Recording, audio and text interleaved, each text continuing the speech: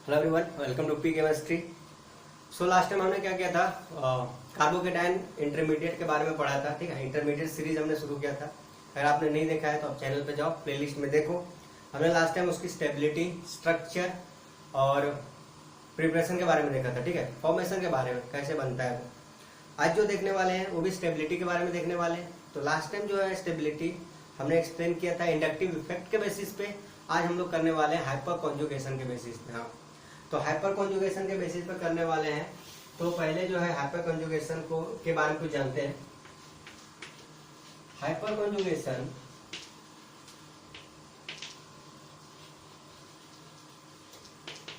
और इसको बोलते हैं no bond resonance, no bond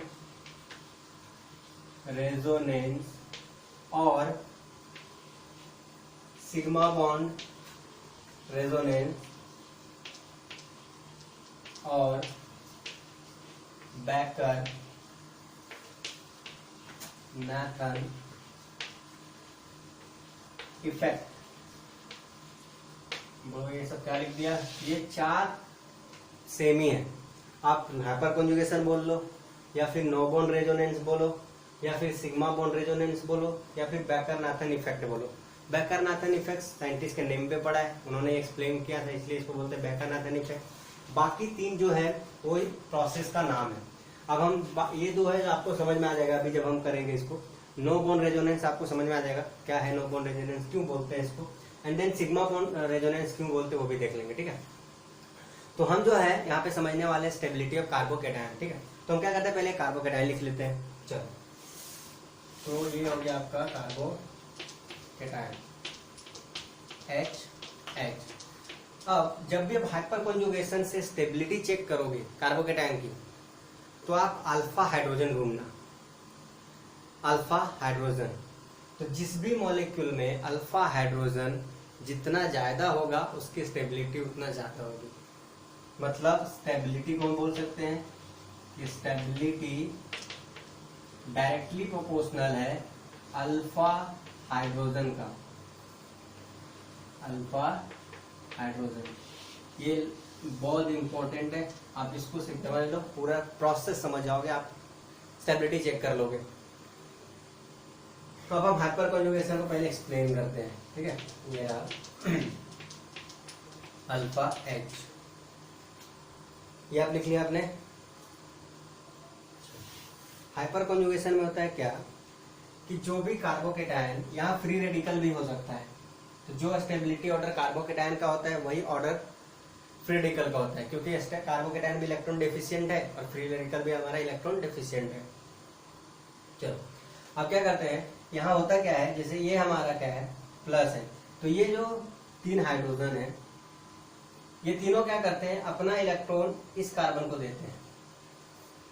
यहाँ जो इलेक्ट्रॉन, यहाँ दो इलेक्ट्रॉन है, अगर मैं इस बॉन्ड को यहाँ शिफ्ट कर दूंगा तो ये प्लस तो खत्म हो जाएगा ना, क्योंकि अभी कार्बन के पास कमी है इलेक्ट्रॉन की। ये बॉन्ड यहाँ आ जाएगा तो उसका 8 इलेक्ट्रॉन हो जाएगा, 2 4 6 और एक पाई बॉन्ड आएगा तो 8 हो जाएगा। तो इसकी खत्म हो गई।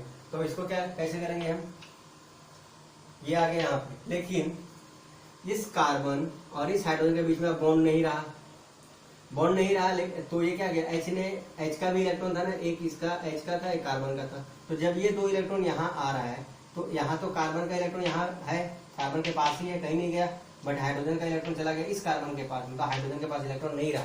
और जिसके पास हाइड्रोजन नहीं रहेगा, जिसके पास से चला जाएगा, उसको हम क्या लिखते हैं, पॉजिटिव। इसको हम ऐसा लिख सकते हैं H H, यहाँ पर double bond C H H और ये H प्लस।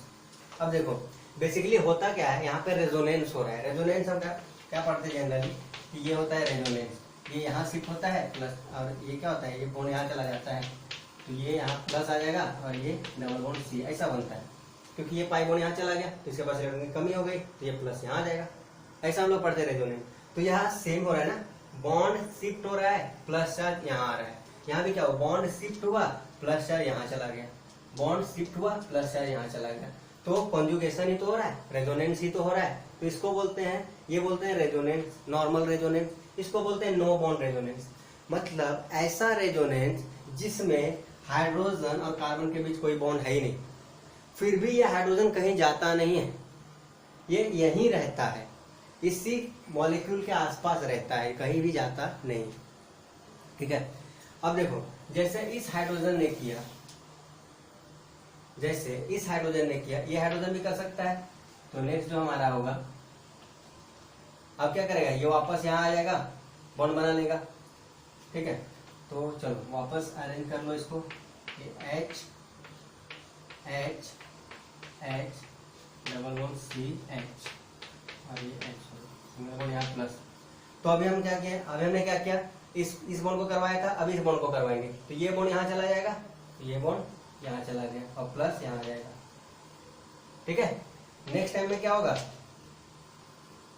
ये वापस यहाँ बॉन्ड बनाएगा, अब ये बॉन्ड यहाँ जाएगा, तो आ जाएगा CH, ये वापस बॉन्ड बना लिया, यहाँ बॉन्ड नहीं रहेगा,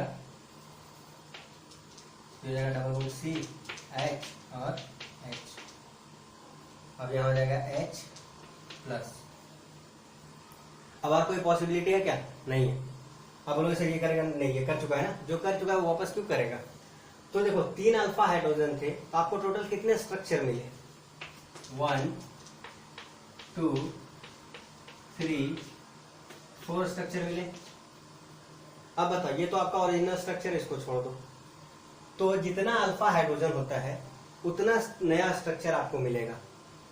ठीक है, और इन नए स्ट्रक्चर को हम बोलते हैं हाइपर कॉन्जुगेटिंग स्ट्रक्चर। क्या बोलते हैं, हाइपर कॉन्जुगेटिंग स्ट्रक्चर। ठीक है, ध्यान से देखो, क्या बोलते हैं इसको हम, हाइपर कॉन्जुगेटिंग स्ट्रक्चर।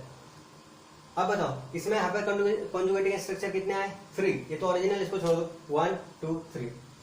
तो अगर 3 अल्फा हाइड्रोजन है तो 3 हाइपर कॉन्जुगेटिंग स्ट्रक्चर आए, 4 होगा तो 4 हाइपर कॉन्जुगेटिंग स्ट्रक्चर, 5 होगा तो 5 हाइपर कॉन्जुगेटिंग स्ट्रक्चर।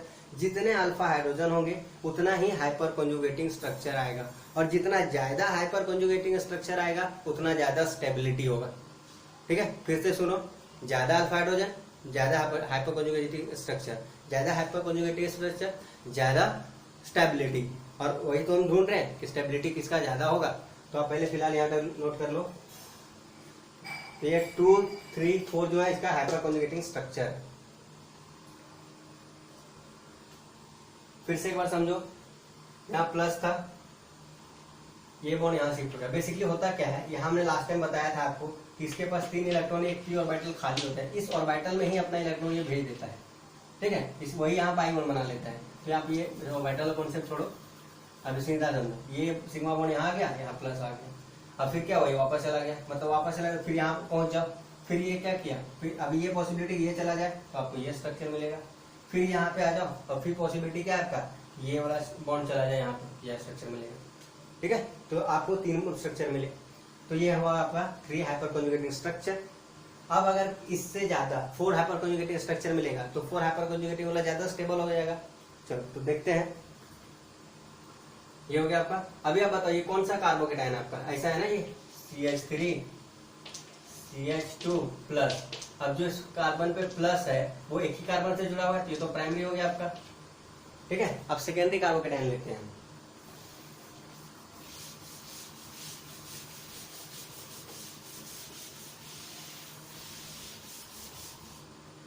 अगर हम सेकेंडरी कार्बोकेटायन लेते हैं, क्या हो जाएगा सेकेंडरी कार्बोकेटायन आपका, तो मैं इसको एक्सपेंड करके लिखूंगा H H, ये हो गया H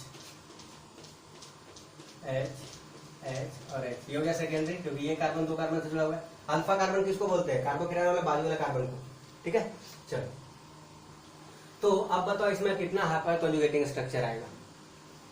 3 तो यहाँ से आएगा, आपने अभी देखा, ये 3 हाइड्रोजन से, ये भी तो अल्फा हाइड्रोजन है, ये अल्फा कार्बन पे जो जुड़ा है वो अल्फा हाइड्रोजन, ये अल्फा कार्बन उस पे जो जुड़ा है अल्फा हाइड्रोजन, तो यहाँ पे 3 यहाँ पे स्ट्रक्चर आएगा, तो 3 स्ट्रक्चर यहाँ से, 3 स्ट्रक्चर यहाँ से, टोटल 6 हाइपर कॉन्जुगेटिंग स्ट्रक्चर आ गए।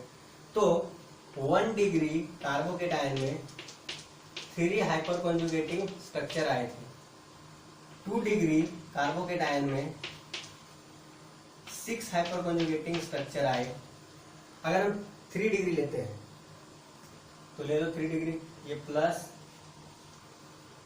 एच एच एच, CH3 को हमने एक्सपेंड करके लिखा है, ओपन करके लिखा है, एच एच और ये एच, यहाँ भी अभी 2 हुआ ना, ये तीसरा हो गया, एच एच और ये एच। अब देखो 3 तो इसके वजह से आ जाएगा आपका, 3 इसके वजह से आ जाएगा और 3 इसके वजह से, तो टोटल 9 हाइपर कॉन्जुगेटिंग स्ट्रक्चर आएंगे ना। तो 3 डिग्री में कितने आ गए? 9 हाइपर कॉन्जुगेटिंग। अब आप एक लाइन लिखो कि जो हाइपर कॉन्जुगेटिव स्ट्रक्चर है वो डायरेक्टली प्रोपोर्शनल है अल्फा हाइड्रोजन के, और डायरेक्टली प्रोपोर्शनल है स्टेबिलिटी का। स्टेबिलिटी मतलब क्या हुआ, जितना ज्यादा हाइपर कॉन्जुगेटिव आएगा उतना ज्यादा अल्फा हाइड्रोजन होगा, या फिर ऐसा बोल दो कि जितना ज्यादा अल्फा हाइड्रोजन होगा, अल्फा को मैं ऐसा लिखता हूँ यहाँ पे, आज जितना ज्यादा अल्फा हाइड्रोजन होगा उतना ज्यादा हाइपर कॉन्जुगेटिव स्ट्रक्चर आएगा, और जितना ज्यादा हाइपर कॉन्जुगेटिव स्ट्रक्चर होगा उतना ज्यादा स्टेबिलिटी आएगा। तो इसीलिए हमने पहले देखा था कि इंडक्टिव इफेक्ट से भी हमारा क्या था कि 3 डिग्री वाला ज्यादा स्टेबल था, देन 2 डिग्री, देन 1 डिग्री। ठीक है, तो अभी अगर आपने इंडक्टिव इफेक्ट वाला नहीं देखा है तो आप जाओ, डिस्क्रिप्शन में आपको मिल जाएगा लिंक वीडियो का, आप देखो उसको पहले, तो ये अच्छे से समझ में आएगा। तो इंडक्टिव इफेक्ट से हमने समझ लिया था लास्ट में, हाइपर कॉन्जुगेशन से भी समझ ली कि जिसमें ज्यादा अल्फा हाइड्रोजन होगा तो उतना ज्यादा स्टेबल हो जाएगा। चलो अभी हो गया आपका मतलब तो स्टेबिलिटी ऑर्डर क्या हो गया? स्टेबिलिटी ऑर्डर क्या हो जाएगा? 3 degree, then 2 degree, then 1 degree, then CH3 plus, तो CH3 प्लस का सबसे कम हो जाएगा। ठीक है, चलो यहाँ तक करो और एग्जांपल करते हैं अभी हम।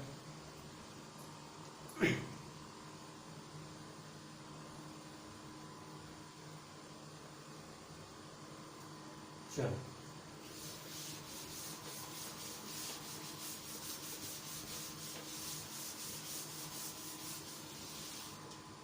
तो अब हम एग्जांपल लेते हैं। ठीक है, जैसे मैंने एक स्ट्रक्चर लिया CH3 CH2 CH2 plus CH3 CH plus CH3 CH3 CH3 CH3 CH3 CH3 plus, ये स्ट्रक्चर 1, ये है 2 और ये है 3। आप बताओ स्टेबिलिटी का ऑर्डर क्या होगा, कौन सबसे ज्यादा स्टेबल होगा, कौन सबसे कम स्टेबल होगा? चलो करो जल्दी से, हो गया। चलो अभी देखते हैं, पहले हम अल्फा कार्बन ढूंढते हैं। तो इसमें ये है अल्फा कार्बन, ठीक है, इसमें ये है अल्फा कार्बन और एक ये है अल्फा कार्बन। फिर इसमें देख लो, ये है अल्फा कार्बन, ये है अल्फा कार्बन और ये है अल्फा कार्बन, इसमें 3 अल्फा कार्बन है। अब अल्फा हाइड्रोजन काउंट करो, अल्फा कार्बन पे जो हाइड्रोजन होते हैं उसको हम बोलते हैं अल्फा हाइड्रोजन। तो इसमें कितने अल्फा हाइड्रोजन है? 2। तो 1 वाले में अल्फा हाइड्रोजन हो गए 2, 2 वाले में कितने हैं? 3। इधर नहीं है ना, ये अल्फा कार्बन देखो, इस पे कोई भी हाइड्रोजन है क्या? नहीं, हाइड्रोजन नहीं है, ये इसको नहीं काउंट करना, अल्फा को काउंट करना, ये सारे बीटा हो गए। तो ये 2 वाले पे 3 है और 3 वाले पे कितना है? तो अल्फा है ये 3, ये भी अल्फा है 3, ये भी अल्फा है 3, तो हो गए 9। तो 3 वाला में 9 अल्फा हाइड्रोजन है, 2 वाला में 3 अल्फा हाइड्रोजन है एंड 1 वाला में 2 अल्फा हाइड्रोजन है। तो अल्फा हाइड्रोजन का ऑर्डर क्या है? 3 देन 2 देन 1, ये है अल्फा हाइड्रोजन का ऑर्डर। तो जो अल्फा हाइड्रोजन का ऑर्डर होता है वही क्या होता है? हाइपर कॉन्जुगेटिंग स्ट्रक्चर, मतलब 3 में सबसे ज्यादा हाइपर कॉन्जुगेशन होगा, फिर 2 में होगा और फिर 1 में होगा। ठीक है, देन अभी हम क्या कर रहे हैं? स्टेबिलिटी ऑर्डर देखते हैं। तो ज्यादा अल्फा हाइड्रोजन इसमें है तो ये सबसे ज्यादा स्टेबल हो गया। तो यहाँ अगर हम स्टेबिलिटी ऑर्डर करते हैं, स्टेबिलिटी ऑर्डर क्या हो जाएगा?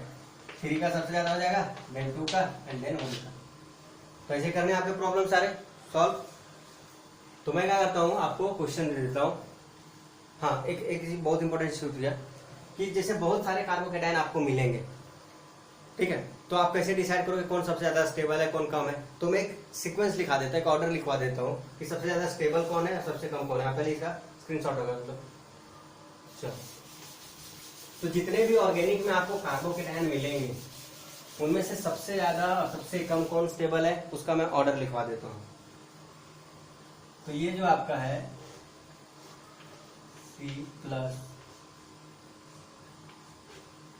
ट्राइसाइक्लोप्रोपाइल कार्बोकेटायन, ये सबसे ज्यादा स्टेबल होता है। फिर इससे स्टेबल होता है ये, फिर इससे स्टेबल इससे कम स्टेबल होता है ये, ठीक है। फिर इससे कम स्टेबल होता है ट्रोपोलियम। ये ट्रोपोलियम एक कंपाउंड है, नाम है, देखो क्या होता है स्ट्रक्चर उसका, 7 मेंबर रिंग होता है, ठीक है।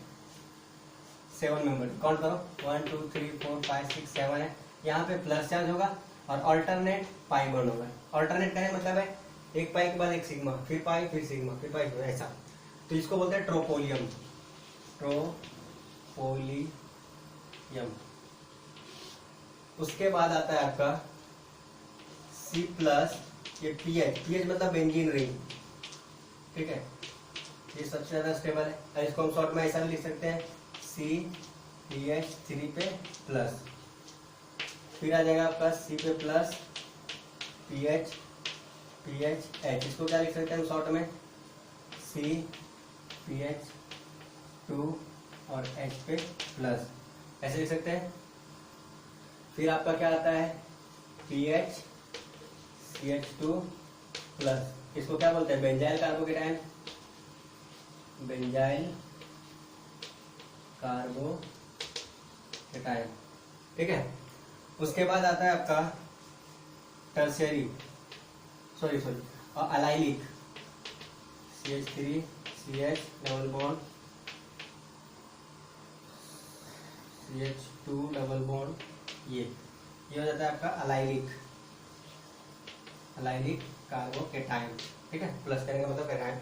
इससे ज्यादा स्टेबल होता है, इससे कम स्टेबल होता है CH3 ये ज्यादा भी हो सकता है या फिर इक्वल हो सकता है, दोनों का भी बराबर कंपेयर किया जाता है। देन आता है सेकेंडरी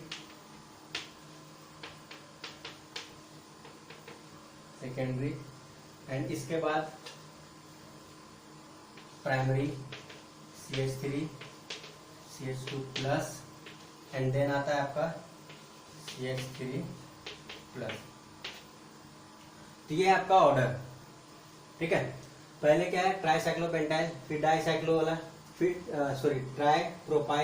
ट्राइसाइक्लोप्रोपाइल, डाइसाइक्लोप्रोपाइल, फिर मोनोसाइक्लोप्रोपाइल।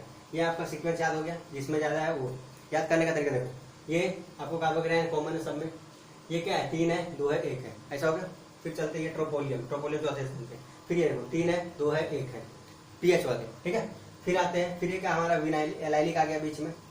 उसके बाद फिर देखो 3 है 2 है 1 है, ऐसा 3 2 1 याद करोगे। 3 साइक्लो वाला पहले साइक्लो वाला 3, फिर उसके बाद बीच में आएगा ट्रोपोलियम, फिर फिनाइल वाला 3, फिर उसके बीच में आ जाएगा एलाइलिक, फिर अल्काइल वाला 3, ठीक है।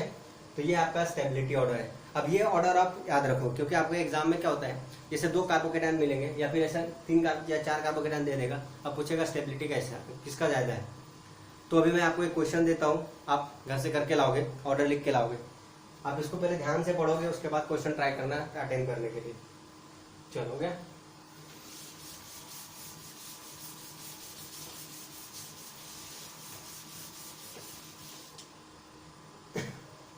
आपको ऑर्डर लिख के लाना है घर से, अगर नहीं होगा तो आप बता दोगे। अगर किसी एक ने भी कमेंट किया तो मैं लिख दूंगा उसका, मतलब एक्सप्लेन कर दूंगा, ठीक है।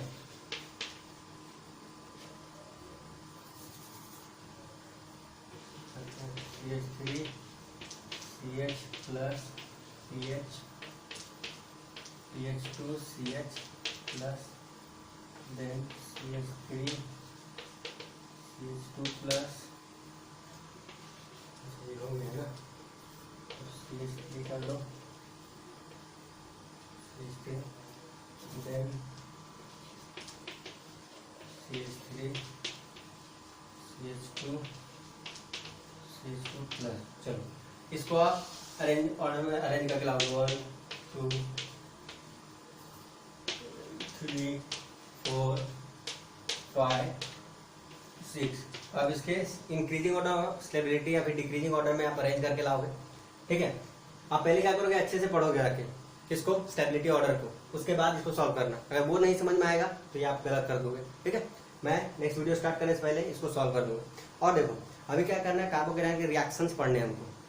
अभी हमने स्टेबिलिटी ऑर्डर देख लिया, स्टेबिलिटी देख लिया, फॉर्मेशन देख लिया, प्रिपरेशन देख लेंगे। ठीक है, एक वीडियो आपको प्रिपरेशन में लग जाएगा, फिर आपका एक वीडियो क्या आ जाएगा, रिएक्शन में जाएगा। ठीक है, रिएक्शन है, रीअरेंजमेंट है, तो अभी कार्बोकेटायन में 2-3 वीडियो और आने वाले हैं। इससे क्या होगा, आपको कभी भी कार्बोकेटायन से रिलेटेड कोई भी प्रॉब्लम नहीं होता है।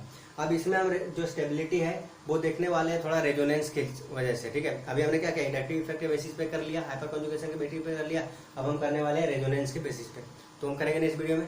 Thank you so much for watching video and please like subscribe and share. अगर आपको कॉन्सेप्ट समझ में आता है तो प्लीज आप कमेंट करके बताओ हमें। ठीक है, आप हम आपके कमेंट जो हम मोटिवेट करेंगे। ठीक है, चलो थैंक यू, मिलते हैं नेक्स्ट वीडियो।